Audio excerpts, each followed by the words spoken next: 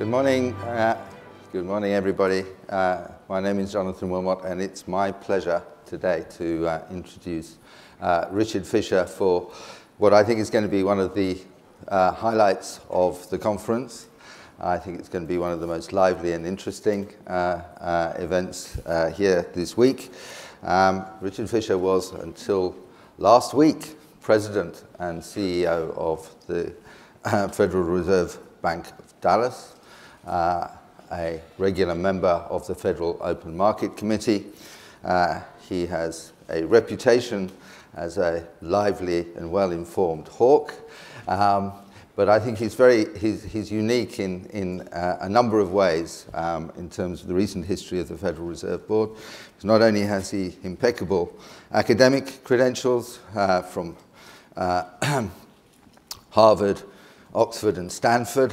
Couldn't get much better than that.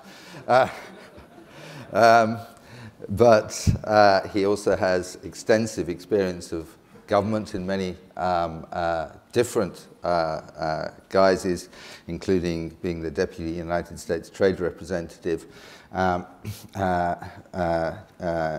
dealing with trade policy and all the politics of Washington.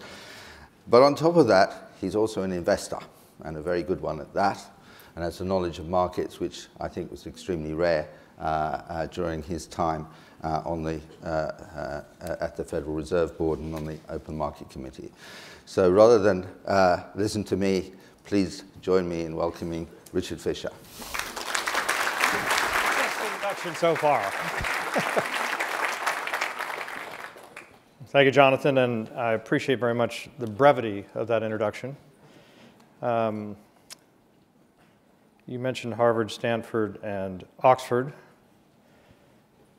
There's a wonderful little saying of Molière, of all the noises made by man, opera is the most expensive. Well, I have changed that to, of all the noises made by man, calls from the development office at Harvard, Stanford, and Oxford is the most expensive known to man. And I appreciate very much your having me here. You're bringing me back into the world that I came from whence I came. I was an asset manager for a significant part of my life, starting out at a private banking firm called Brown Brothers Harriman & Company, which is about to celebrate its 200th anniversary in 2018. And then I built my own fund, and it was the second hedge fund in my part of the country. And I will tell you proudly, because I don't think it can be done now, that for 10 years running, we returned to our clients 23.6% per annum. That's in the good old days when interest rates were at 6%. But I had to become an economist in order to deal with my colleagues at the Federal Reserve. I used to define economics as a science of explaining tomorrow why the predictions you made yesterday did not come true today. And I've been living in that world for a while. I thought I'd walk you through the economy and then talk about the phases of what we went through at the Federal Reserve. I know you're all looking for forecasts. I suggest you take them with a grain of salt. One of my favorite stories is about the great Nobel laureate Kenneth Arrow, who during the Second World War was in charge of providing 1 month forward weather forecasts for the High Command. And as anybody would quickly determine, this brilliant man, Ken Arrow, and his team, after reviewing the history of their productions, they confirmed statistically that you might as well, as you would guess, just roll a die randomly and come up with better predictions than they came up with. And so, being an honest man and understanding the futility of his duty, he sent a note off to the High Command and the commanding general, to Eisenhower, admitting the difficulty of what his task was. And Eisenhower sent a note back that the commanding general, quote, is well aware your forecasts are no good. However, I need them for planning purposes, end of quote. Now, this is my first speech since I left the Fed on March 19th at midnight. And I thought it would be helpful to address some of the more pressing issues facing my counterparts at the Federal Open Market Committee. I met individually with some of you yesterday, and I could tell that's obviously a great concern. First, it helps to put the size of the United States economy in perspective. 2 little states in our country, New Jersey and Delaware, just to put things in perspective, produce the same output as Hong Kong. In 2014, the US produced a total of $17.4 trillion in goods and services. And just since I arrived at the Fed 10 years ago, the US has increased, despite the crises we went through, its total level of real output by 2.2 trillion. In sum, it's a huge muscular economy, but the issue is the muscle tone. Where are we presently in terms of growth? And from the perspective of the Federal Reserve's dual mandate given to us in our license given to us by Congress of maintaining price stability and providing the monetary conditions for full employment. I can give you the bottom line up front. As you know from the statistics, presently inflation is contained, unemployment is declining and approaching the level many economists feel is sustainable without creating inflationary pressures. And the overall economy is steaming along at a pace of about 2.4%. Very importantly, my fellow American citizens are once again feeling more confident about their economy. In an economy propelled by household and business spending, it's helpful to get a grasp of the feelings of the average American consumer. And I would urge you to look at the University of Michigan Consumer Sentiment Survey. It does just that. And right now it's telling us that consumers feel better than they did on average from 2002 to 2007. It's been a long time since hope sprang eternal in the US economy, but 2014 was a huge year of rebuilding consumer confidence. Despite increased consumer sentiment, the US experienced very uneven gross domestic product growth during 2014.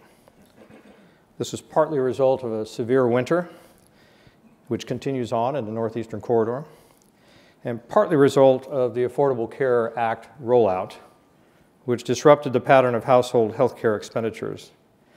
For the year as a whole, growth looks to have averaged out about 2.5%. That may not sound like much at first blush, but it was enough to give us a 1.1% drop in the unemployment rate and the largest pace of job creation since 1999. Now, you might not have expected that at the beginning of the year if you had listened to the gloom and doomers. I know there are a lot of young people in this audience, but for Jonathan and me, I think you've heard of the great musician Prince, or the artist formerly known as Prince, or Joey Coco, or Alexander Nevermind, or whatever that ridiculous symbol he had that substituted for his name. But he must have foreseen this when he sang a great song called "Gonna Party Like It's 1999. So, are we going to rock on? Should we look for more of the same in 2015? Or should we be reminded of another lyric from Prince? Quote, "Parties aren't meant to last," end of quote. And again, we need to put things in perspective. The Wall Street Journal recently published an article that included a chart comparing the level of real GDP in the current expansion with that of 4 immediate past expansions.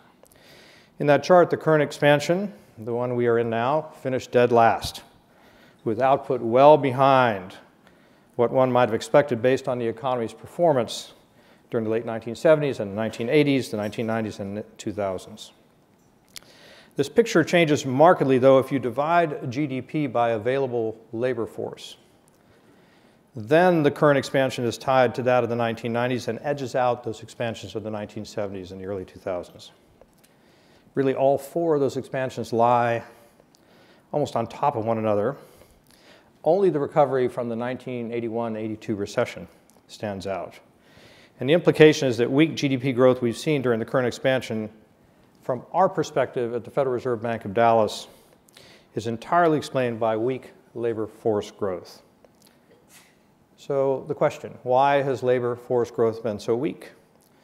Well, demographics have played a big role.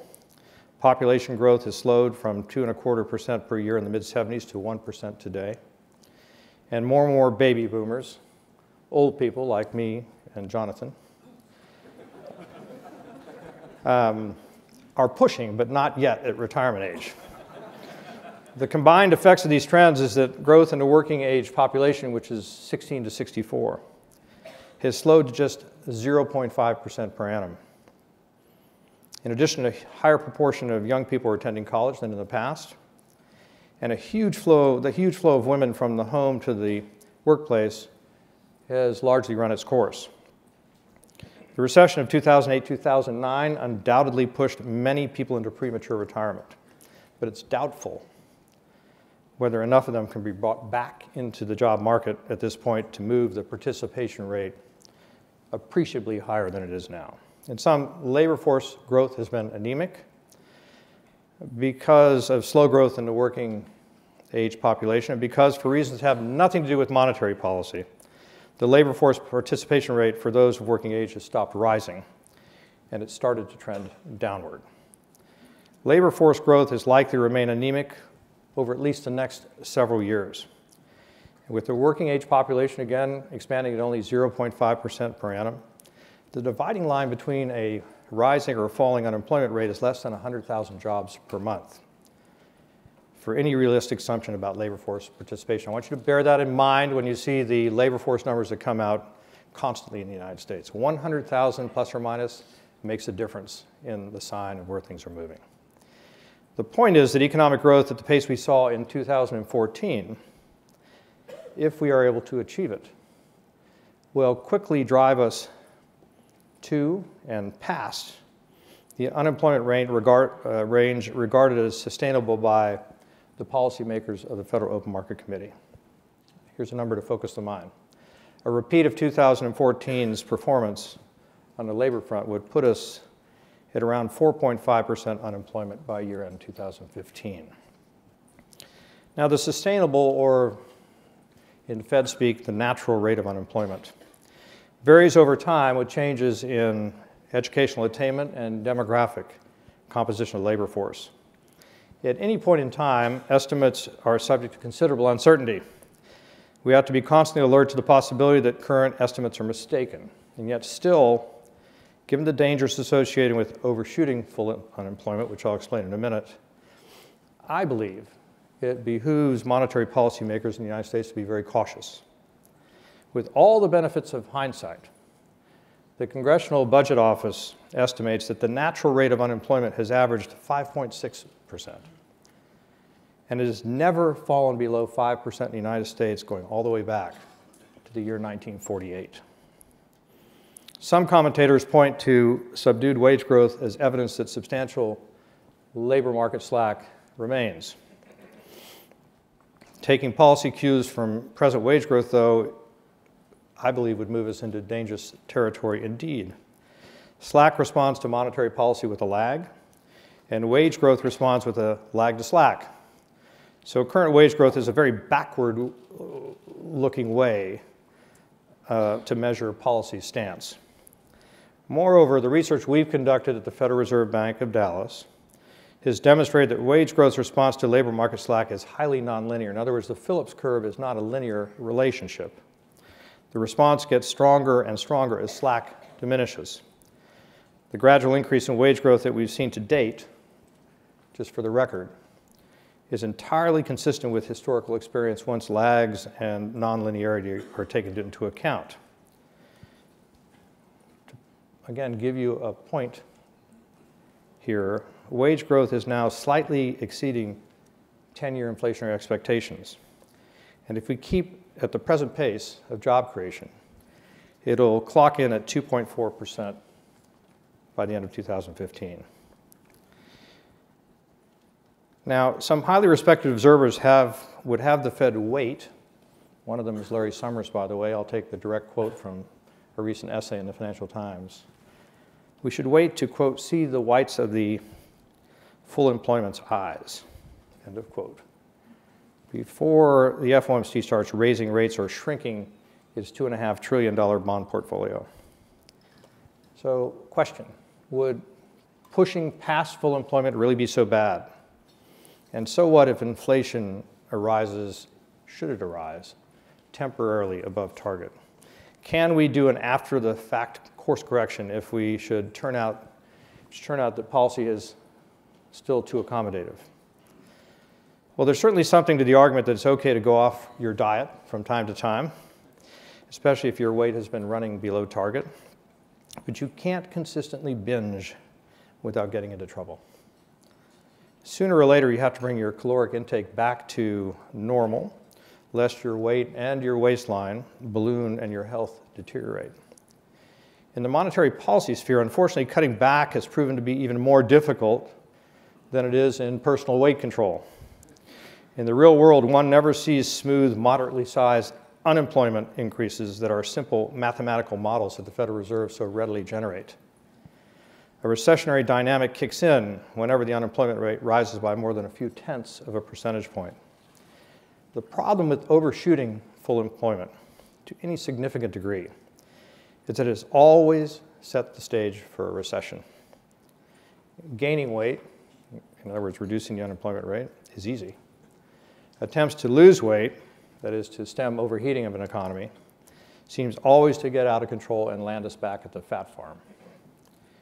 Every time in its history that the Federal Reserve has increased or tightened policy after achieving full employment, in every single instance it has driven the economy into recession. Now, Pope Francis recently lectured the College of Cardinals on what he called spiritual Alzheimer's. And what I worry about most is monetary Alzheimer's, forgetting the facts, which I just explained to you. And it's because of that dynamic and my desire to prolong the current expansion that I argued that we should begin reducing policy accommodation earlier than many of my colleagues on the FOMC, and those that have survived me on that distinguished committee, appear to prefer. There is every indication that solid above potential growth in employment and output is going to continue through 2015. The unemployment rate is likely to reach the bottom of the range of natural rate estimates, as I mentioned earlier, within that time frame. So if we're serious about limiting full employment overshoot, I have posited that prompt action to scale back policy accommodation is likely to take place sooner than the market expects. The idea that we can substitute a steeper future funds rate path for an early liftoff seems awfully risky to me. And I'd rather see the FOMC raise rates early and gradually than late and steeply. In part because the credibility of a later and steep policy is suspect. Isn't it possible, isn't it likely, that markets would interpret a decision to defer liftoff as a signal that the committee is generally dovish and generally disinclined to raise rates? In other words, mightn't the public see the choice as between what we call early and gradual and later and gradual, rather than between early and gradual and later and steep? I have felt that were we to begin liftoff earlier, then markets would have more confidence about the gradual in earlier and gradual and be less shaken by the process.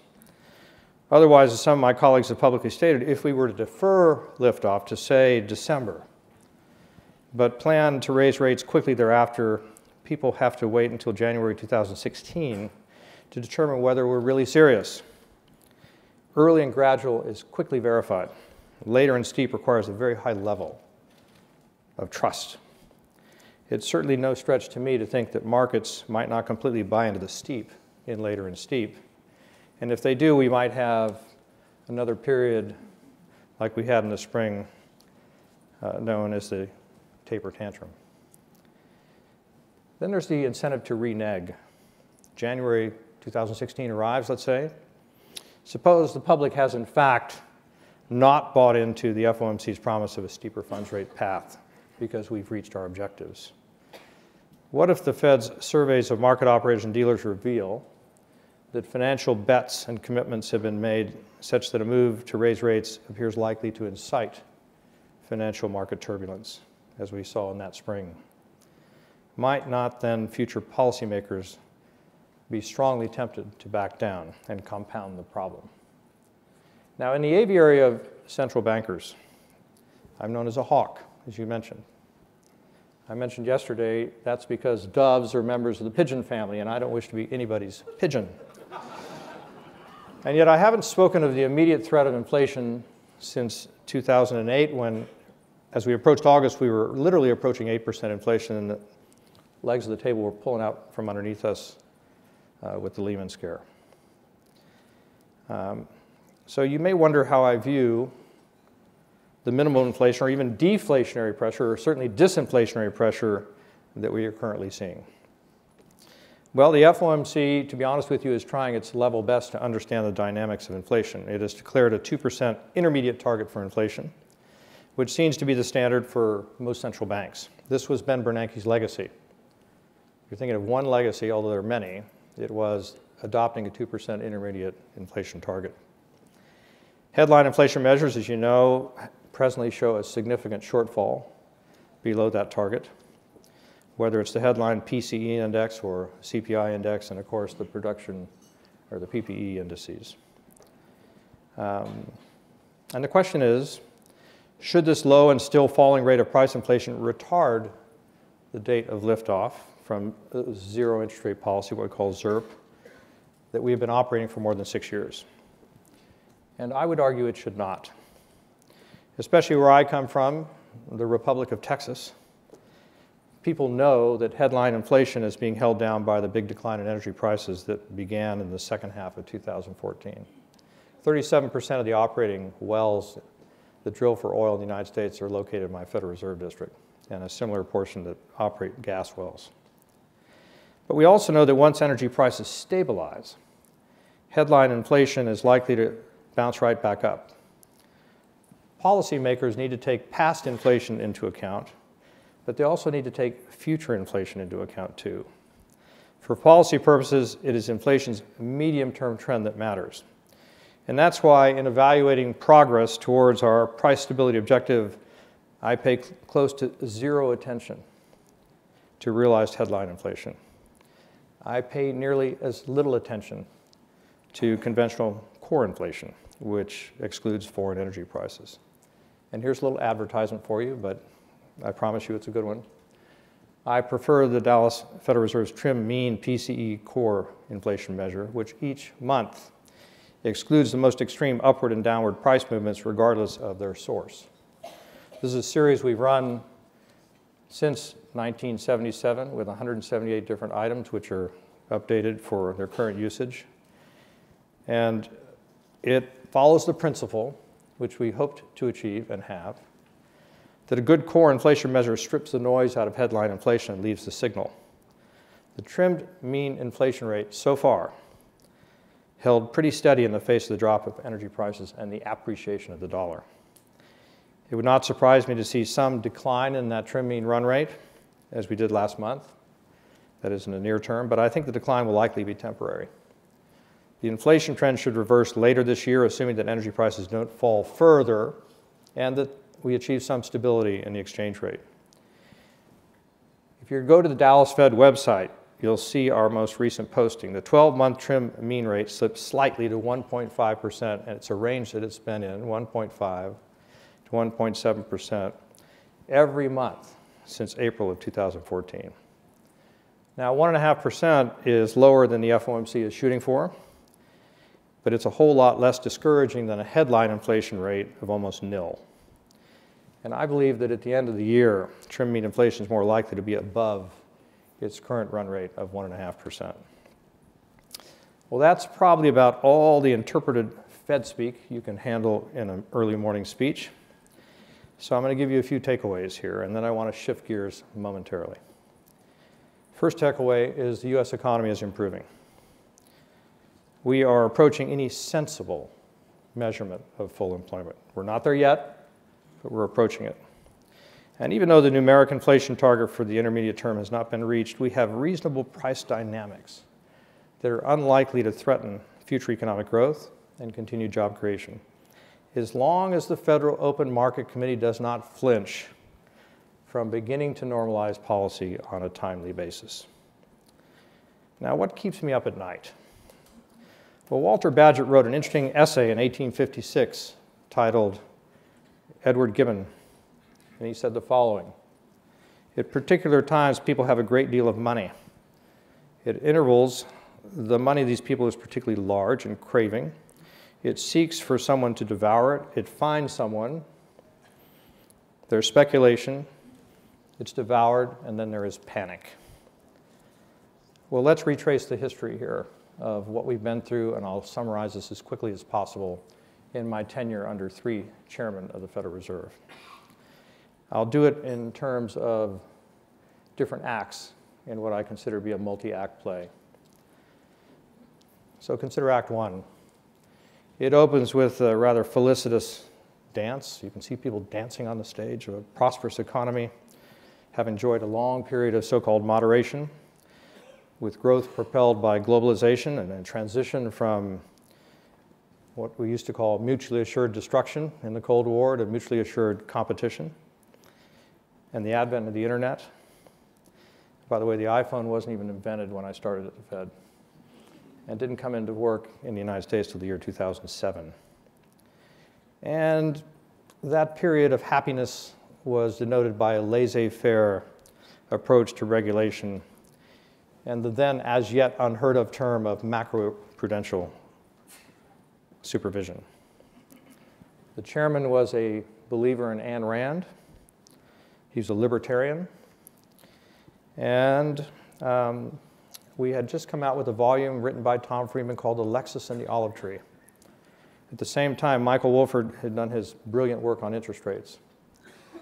In no sentence in Michael Wolford's book on interest rate is the word globalization mentioned. And in not one sentence in Alexis and the Olive Tree are financial markets mentioned. So we were living in this little idealistic world. Things were felicitous.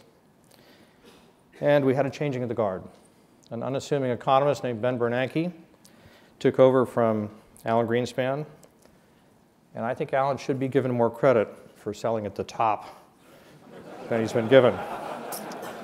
So here is this wonderful, thoughtful academic, Ben Bernanke, for whom I have an enormous high regard.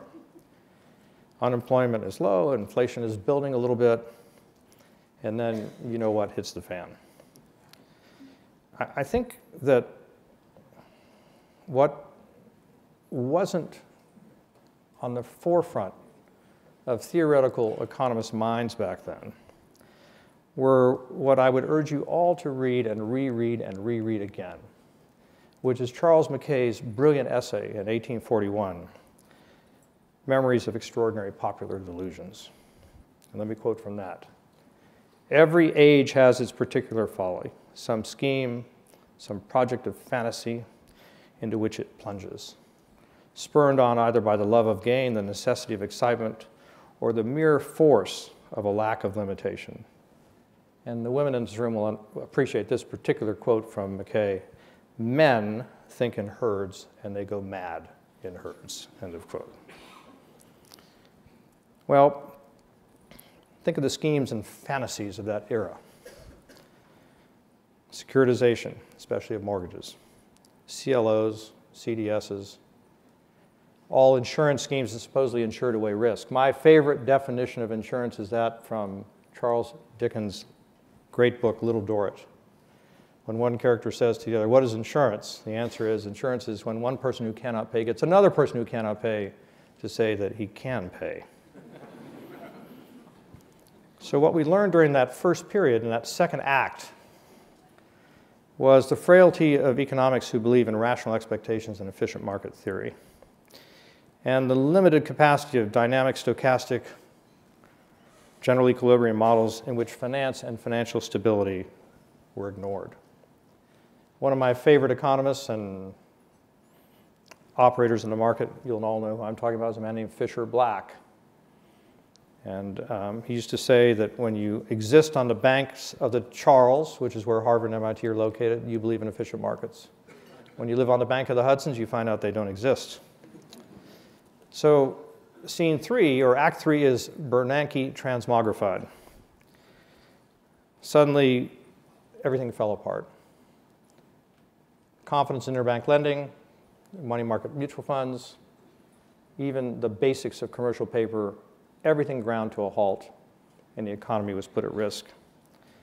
And if you think of it in Shakespearean terms, we had this remarkable storm, as though Neptune had risen from the bottom of the seas and decided to roil the world. And so we strapped ourselves to the mast, and there's Bernanke in the figure of Odysseus, trying to avoid the siren calls of the Congress of the United States and others. and just try to figure out a way to navigate our way through these markets. We did so, and I think he deserves enormous credit for leading us through that period. We went through 18 months where none of us who were on the Federal Open Market Committee slept through one single night. Either we had a conference call, a video conference, or we lay awake thinking, did we do the right thing? Did we give the right advice? Are we doing the right thing as the world imploded about us? And the one thing we learned, as I think I mentioned yesterday on that panel, was something that Churchill once said. In finance, everything that is agreeable is unsound, and everything that is sound is disagreeable.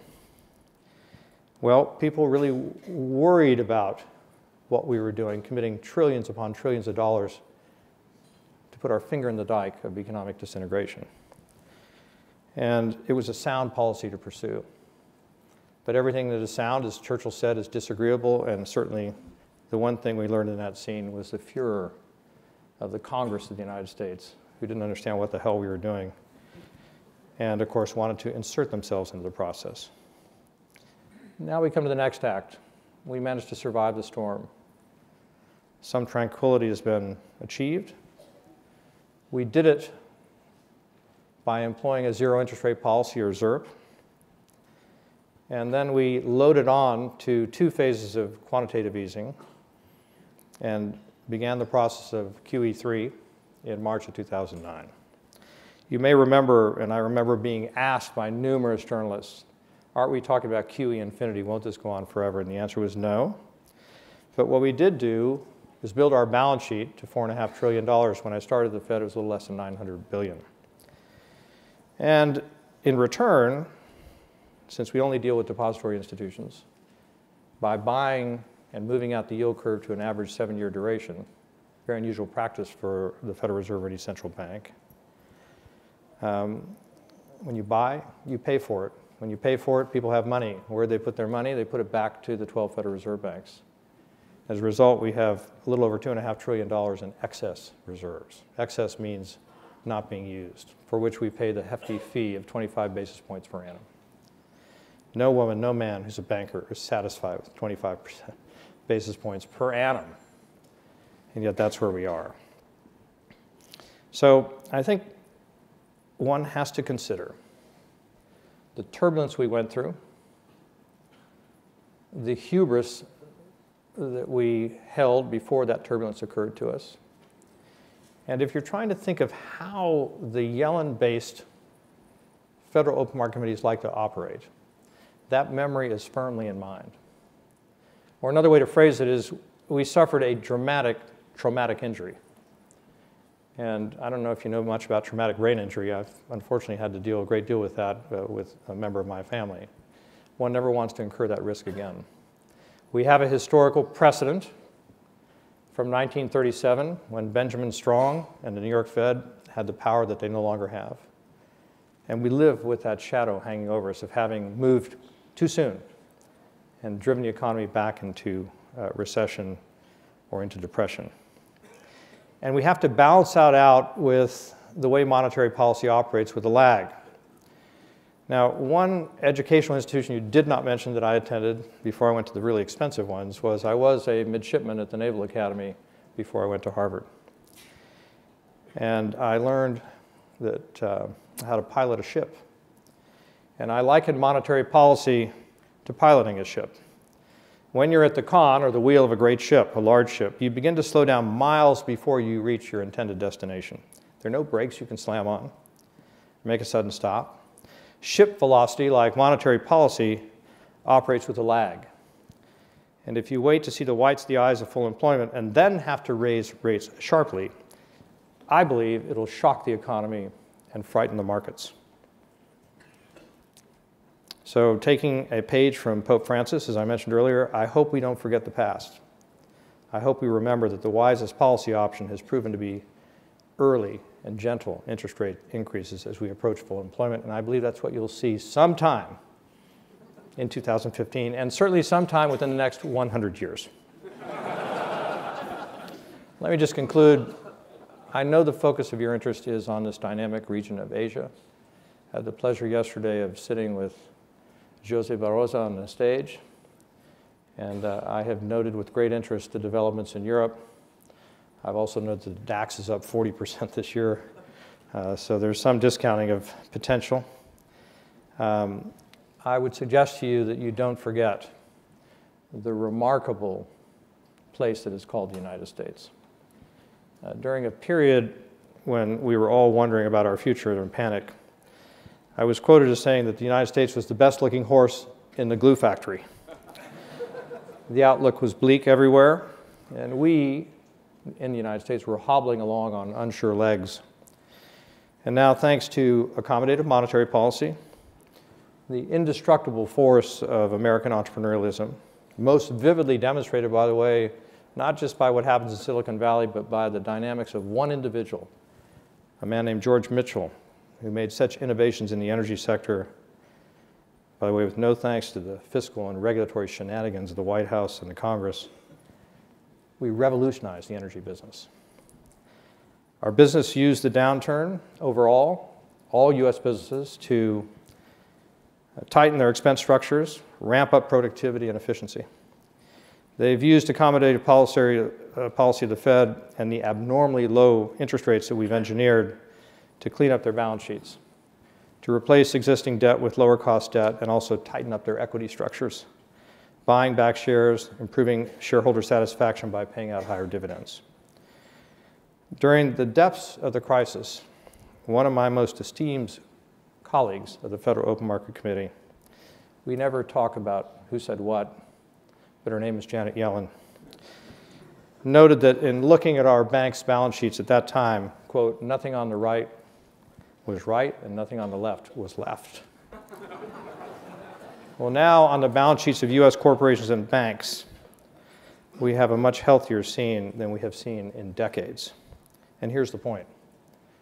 Thanks to the Fed's monetary policy and to their own ingenuity, private businesses in the United States, that is, those that create real, lasting jobs and profits, are well-groomed and fit and ready to run faster, I believe, around the global track than the businesses of any other country.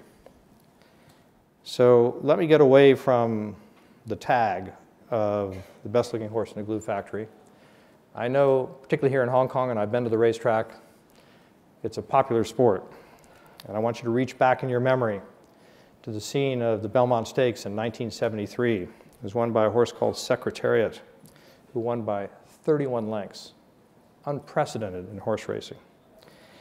Let me remind you that despite all the naysayers and the doomsayers, those who said that Europe would lap America, those that said Japan would lap America, those that said that China would lap America, that the BRICS would lap America, that America could not compete with the masses of low-cost labor that were unleashed in China and India and elsewhere at the end of the Cold War and the advent of globalization, allow me to say that presently we are number one. The US and its North American Free Trade Agreement partners, Mexico and Canada, presently form the most dynamic growth region in the world. We are Secretariat, and we can win the global economic race by 31 lengths. We're on our way. That is assuming we get a government that understands real fiscal and regulatory authority. And let me conclude on this note. Jonathan and I are children of the Cold War. We lived then, as I mentioned earlier, under the threat of mutually assured destruction. The wall came down, Soviet Union disintegrated, Mao died, Deng Xiaoping rose, communism was swept into the dustbin of history. Sure, we have a group known as ISIL or ISIS, and we do have the Taliban, and we have other perpetrators of evil. But the great powers have turned from mutually assured destruction, as I said earlier, to mutually assured competition. When I was sent from Brown Brothers Harriman and my mentor, Robert Rosa, to work in the Carter administration and to learn, in his words, quote, how government can screw things up, end of quote, we had a G6, our United States and 5 nations that we interfaced with economically, Canada, England, France, Italy, and Germany, and so on. Now we have what I call a G-whiz. We have a G20, we have a G30, we have a World Trade Organization, and so on, and we won. Every nation wants in on economic prosperity. Every nation wants to compete to better the living standards of its people. We paid with precious blood and treasure to win the Cold War. We created a world of mutually assured competition. This is the world in which you operate. But I'd like you to remember, there is no country, no people, nobody, anywhere on the planet that can outpace the United States. Thank you.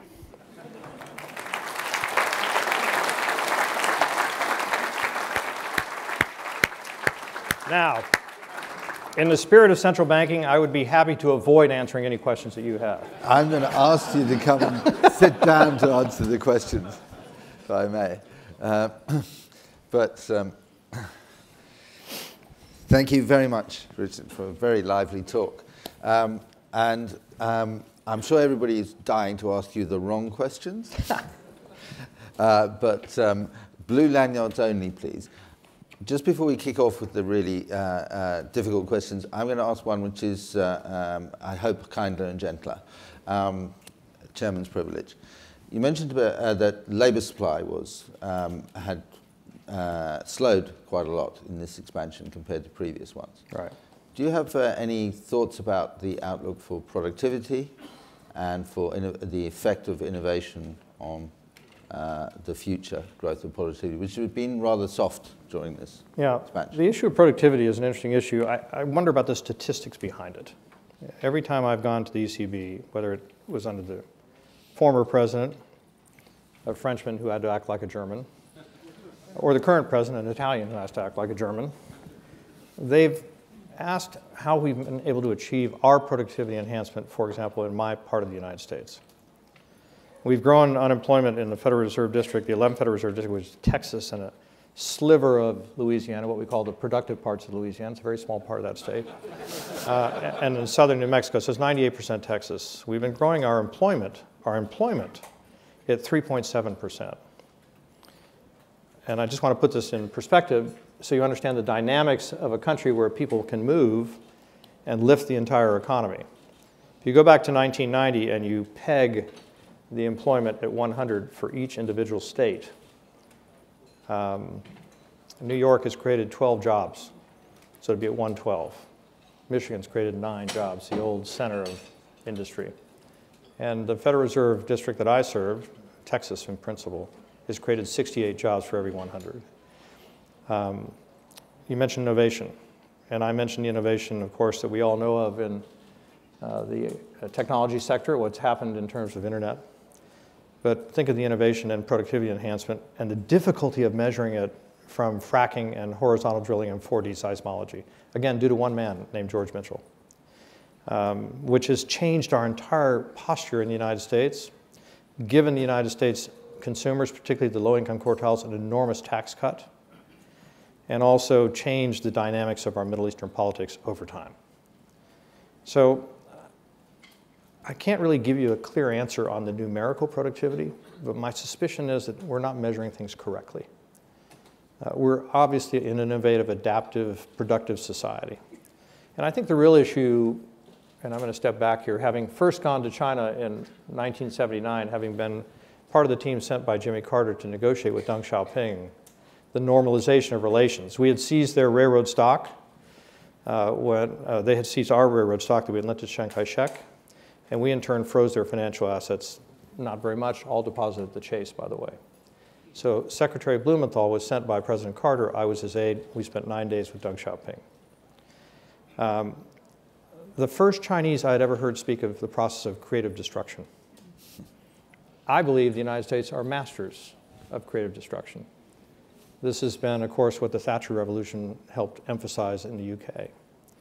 And I really think that's what it comes down to. So formal measures of productivity, questionable.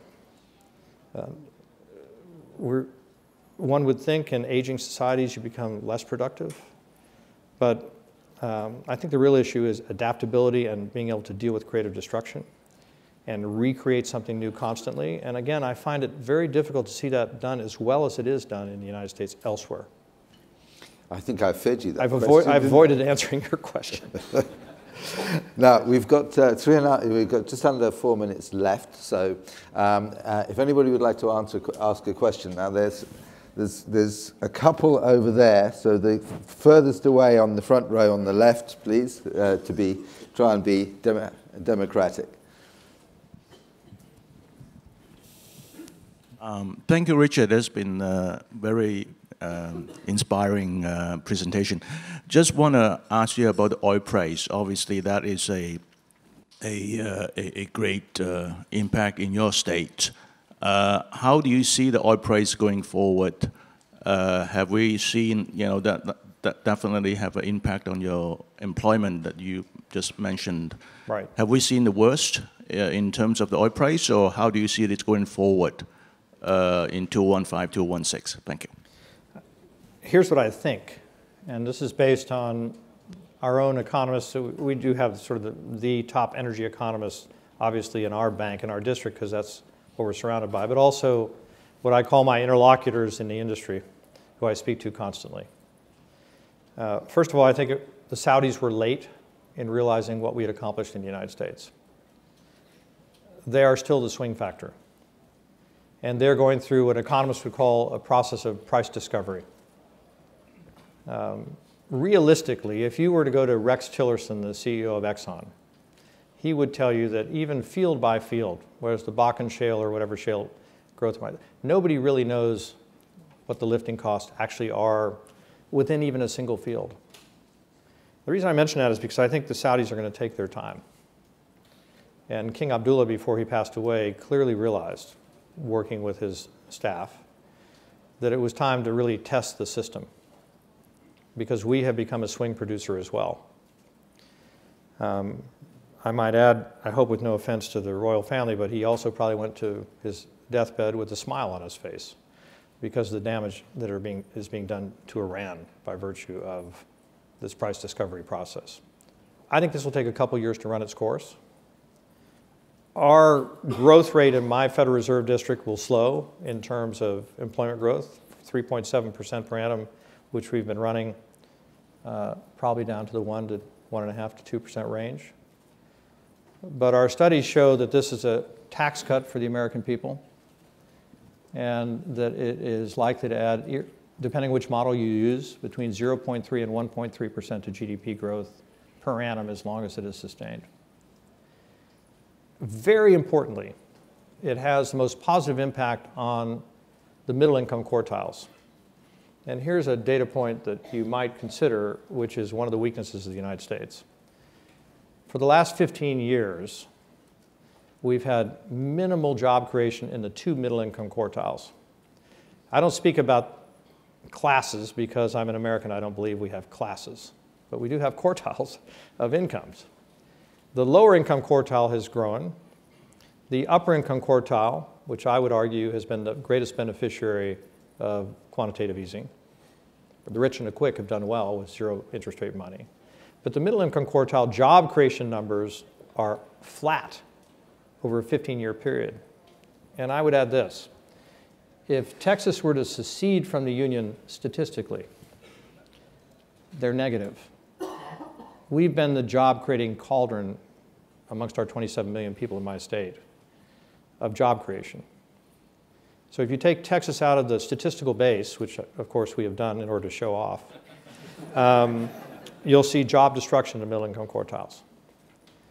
Who benefits the most by a drop in gasoline prices? The ability to operate a motor vehicle, the people that go to what I love to call, I love the term, casual dining restaurants. That means really bad food and not healthy food. Again, these are the people that work hard, work by the sweat of their brow, drive long distances to go to a Walmart or whatever it may be. They've been the greatest beneficiary. Imagine if, as one of my interlocutors yesterday in one of my small meetings said, imagine if we had announced a $500 billion tax cut for the American people. The markets would have gone wild. Well, that's what we've done. A huge tax cut, particularly for the middle income categories. So this is a plus for the United States. It may be a negative in terms of the relative outperformance of Texas and little tiny energy producing states like North Dakota. But for the United States as a whole, this is a plus. For Europe, it is a plus. I believe it's a plus for China and for others as well. And it should be an economic propellant. So short answer, I believe this will last for a while as the price discovery process wends its way through the system. But I think net, we are beneficiaries of this, even though the CapEx that's involved in the energy-intensive sectors like Texas will suffer. On that note, ladies and gentlemen, I'm afraid we've run out of time. So we have to say that was my desire. George Mitchell. And I was about to say that was the most masterly extension of the question period. Thank you very much indeed, and thank you for a wonderful talk.